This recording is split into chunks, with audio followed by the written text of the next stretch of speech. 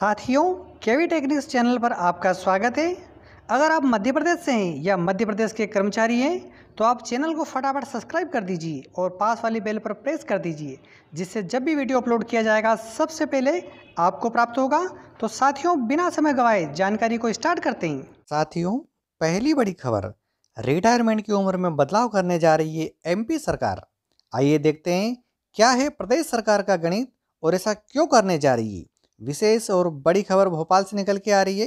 राज्य सरकार के वे कर्मचारी जो कि अगले 1 वर्ष की अवधि में सेवानिवृत्ति होने वाले हैं और यदि वे रिटायरमेंट की मानसिकता में आ गए हैं तो फिलहाल उनको ठहर जाना चाहिए।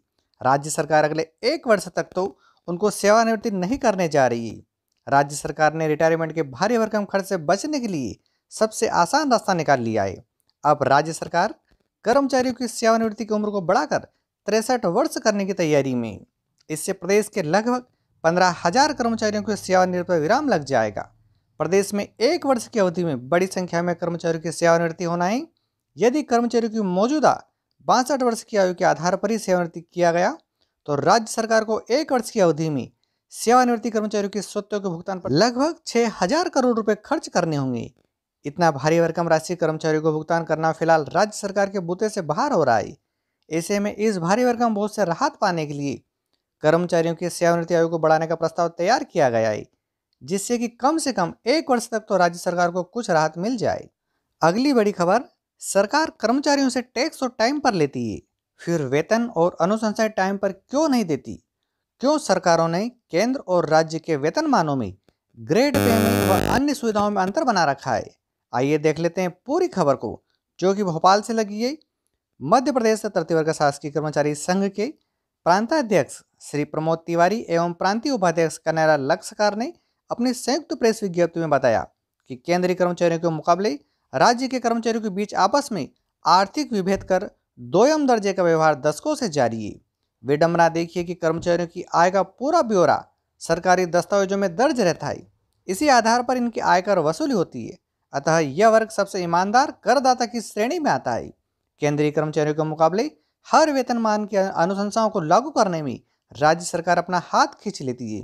यह स्थिति देश की आजादी से अब तक बदस्तूर जारी है। बमुश्किल केंद्रीय वेतनमान की आधी अधूरी अनुशंसाएं लागू हो गई है।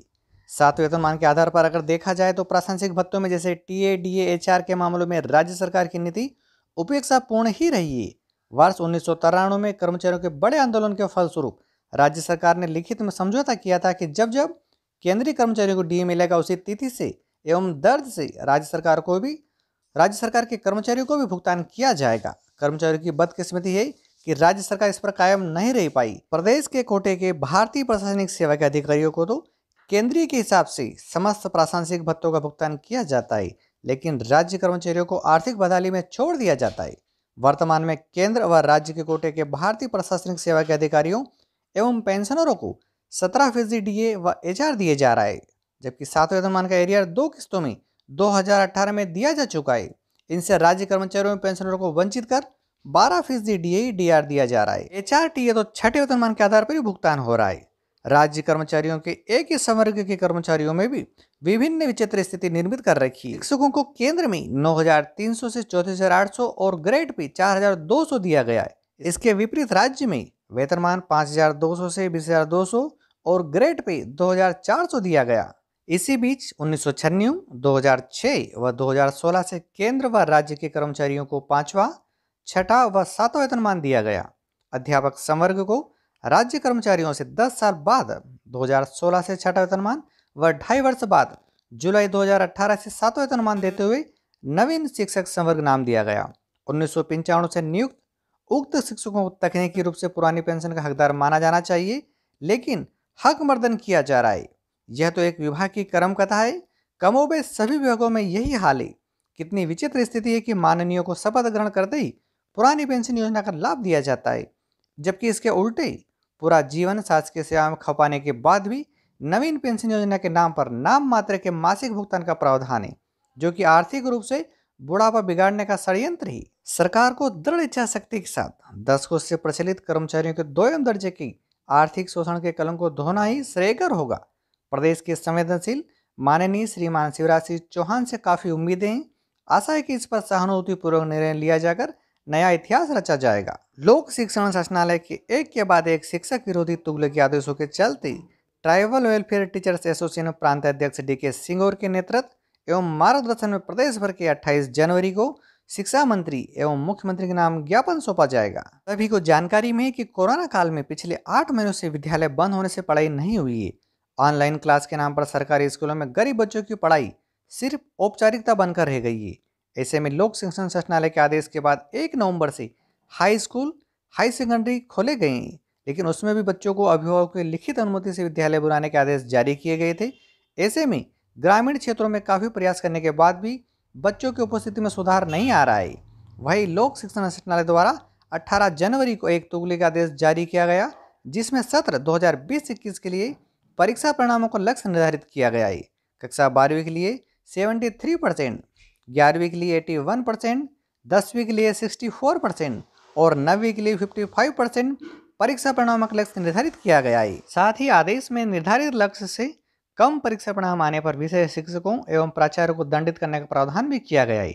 लक्ष्य का निर्धारण करना तो ठीक है, लेकिन कोरोना संक्रमण के कारण विद्यालय बंद रहने और स्वैच्छिक उपस्थिति के कारण निर्धारित लक्ष्य की प्राप्ति न होने पर दंडित कराने का प्रावधान अधिकारियों की तानाशाही को दर्शाता है।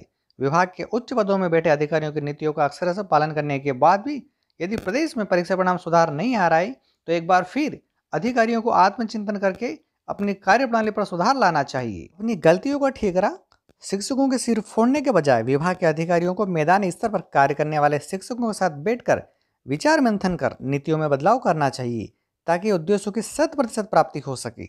सरकार को कक्षा 1 से 8वीं तक के सभी छात्रों को उत्तीर्ण करने की नीति और बच्चों की उपस्थिति के लिए अभिभावकों के गैर जिम्मेदारान रवैया पर भी विचार करना चाहिए।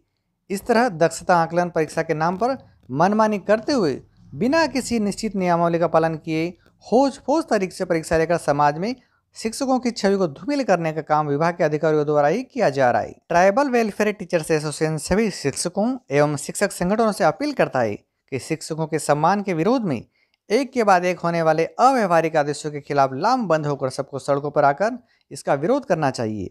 सभी अभिभावकों से भी अपील है कि वे अपने बच्चों को नियमित रूप से विद्यालय भेजना सुनिश्चित करें, साथ ही उनकी प्रतिदिन की पढ़ाई पर भी ध्यान दें, ताकि अच्छे शिक्षक समाज में अपमानित होने से बच सके। आखिरी और बड़ी खबर कर्मचारियों के लिए OPS को लेकर है।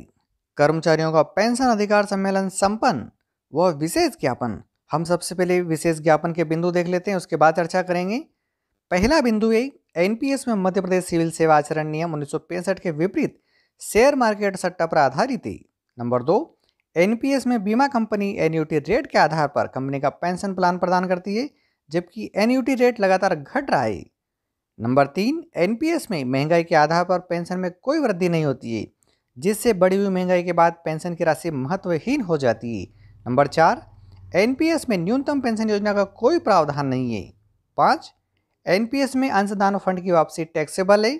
छठा बिंदु, NPS में बहुत ही विशेष कारणों में अल्प राशि ही आंशिक आहरण के द्वारा प्राप्त होती है। नंबर 7, NPS में पेंशन राशि अंतिम वेतन का लगभग 6 से 10% ही होती है, जो कि वर्तमान में अधिकतम 4 अंक 800 से लगाकर 2500 रुपये ही बन रही है। नंबर 8, NPS में देय पेंशन किसी कर्मचारियों को आत्मनिर्भर नहीं बनाती है।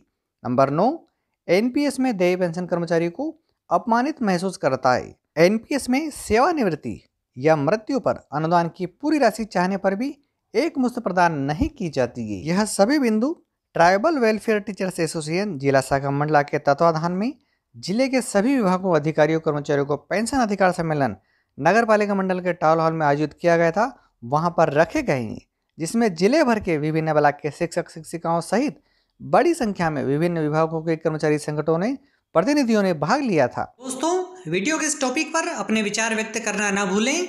जाते जाते इस वीडियो को लाइक कीजिए और इस चैनल को सब्सक्राइब कीजिए व पास वाली बेल पर प्रेस कीजिए, जिससे जब भी वीडियो अपलोड किया जाएगा सबसे पहले आपको प्राप्त होगा। इस चैनल के अगर अदर वीडियो देखना चाहते हैं तो वो भी आपके सामने चल रहे हैं, उनको देखिए और अधिक से अधिक शेयर कीजिए। Thank you.